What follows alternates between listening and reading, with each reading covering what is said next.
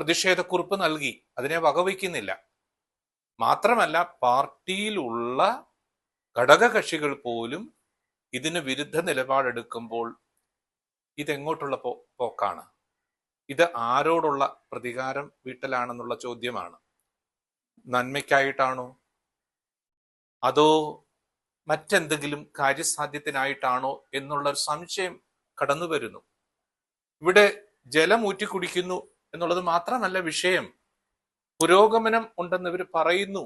അതെങ്ങനെയാ സാധിക്കുക? മനുഷ്യന് ആരോഗ്യമില്ലെങ്കിൽ, കുടുംബമില്ലെങ്കിൽ, വ്യക്തികൾ ജീവിക്കുന്നില്ലെങ്കിൽ പിന്നെ തൊഴിൽ സാധ്യത എവിടെയാ?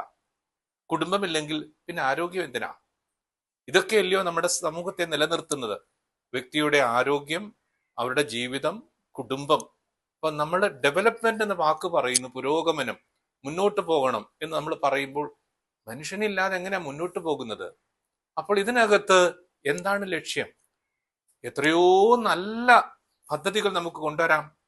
ഫുഡ് മെറ്റീരിയൽസിന്റെ പ്രോസസ്സിങ്, നമ്മുടെ നാട്ടിലുള്ള ലഭിക്കുന്ന നന്മകളുടെ എന്തെങ്കിലുമൊക്കെ വലിയ അല്ലെ ഫോറിൻ കമ്പനീസ് മറ്റു രീതിയിൽ ഒക്കെ കൊണ്ടുവരാം. അപ്പൊ ഡെവലപ്മെന്റ്സ് എപ്പോഴും മനുഷ്യനെ നശിപ്പിക്കുന്ന ആ മദ്യ ലഹരിയിലേക്ക് മനുഷ്യനെ വീഴ്ത്തുന്ന ഒരവസ്ഥയിലേക്ക് കൊണ്ടുപോകരുത് എന്നാണ് സഭയുടെയും പൊതുജനത്തിന്റെയും മറ്റെല്ലാവരുടെയും അഭിപ്രായം. അതാണ് സഭ ഇതിനെതിരെ നിലനിൽക്കുന്നത്. KCBC ഇതുമായിട്ട് യോജിക്കുന്ന എല്ലാ സംഘടനകളുമായിട്ടും യോജിച്ചു നിന്നുകൊണ്ട് ഞങ്ങളാൽ കഴിയുന്ന രീതിയിൽ ഇതിനെതിരെ പ്രതിഷേധം നടത്തും. തീർച്ചയായിട്ടും വരുന്ന 26-ാം തീയതി ഞങ്ങളുടെ ആനുവൽ വാർഷികമാണ്.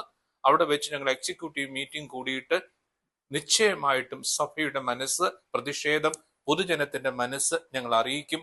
വലിയ ഒരു റിക്വസ്റ്റ് ഞങ്ങൾ സമർപ്പിക്കുന്നത്, ദയവായിട്ട് അതിനു മുമ്പേ ഈ തീരുമാനത്തിൽ നിന്ന് ബന്ധപ്പെട്ടവർ പിന്മാറണം. അതുപോലെ ഇന്ന് വന്ന വാർത്ത ശരിയോ തെറ്റോ എന്ന് എനിക്കറിയില്ല. മെട്രോയുടെ അവിടെ മദ്യവിൽപ്പന തുടങ്ങുമെന്ന് പറയുമ്പോൾ നമ്മുടെ രാജ്യം എങ്ങോട്ട്, നമ്മുടെ പ്രദേശം എങ്ങോട്ട്?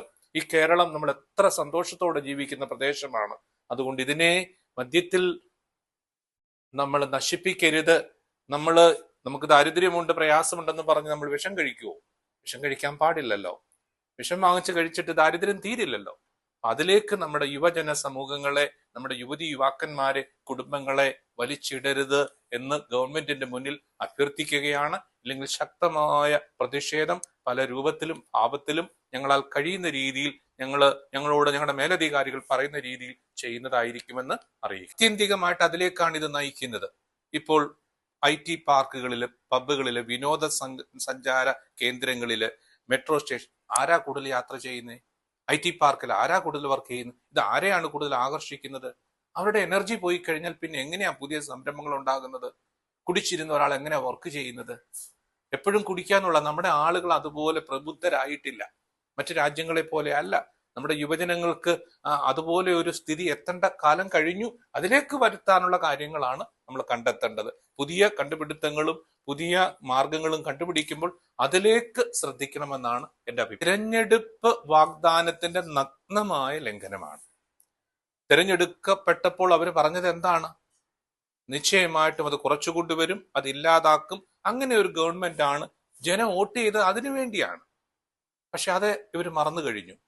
കൂടെ നിൽക്കുന്ന ഘടകകക്ഷികൾ പറയുന്നു പാടില്ല, അടുത്ത ഇലക്ഷന് ഇത് ബാധിക്കും. നിശ്ചയമായിട്ടും ബാധിക്കും, സംശയമൊന്നുമില്ല.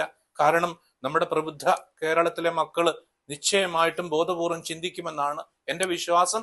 ചിന്തിക്കാൻ അവരെ ഒരുക്കണം നമ്മൾ ഈ വിഷയത്തിൽ. അതുകൊണ്ട് ഇത് ഒറ്റക്കെട്ടായ ഒരു തീരുമാനമല്ലല്ലോ, അത് ഏകപക്ഷീയമായ തീരുമാനമായതുകൊണ്ട് ഇത് ബഹുസ്വരതയുടെ, ഇവിടുത്തെ നന്മയ്ക്ക് കാരണമായി തീരണമെന്ന് പ്രത്യേകം ഓർമ്മിപ്പിക്കുക.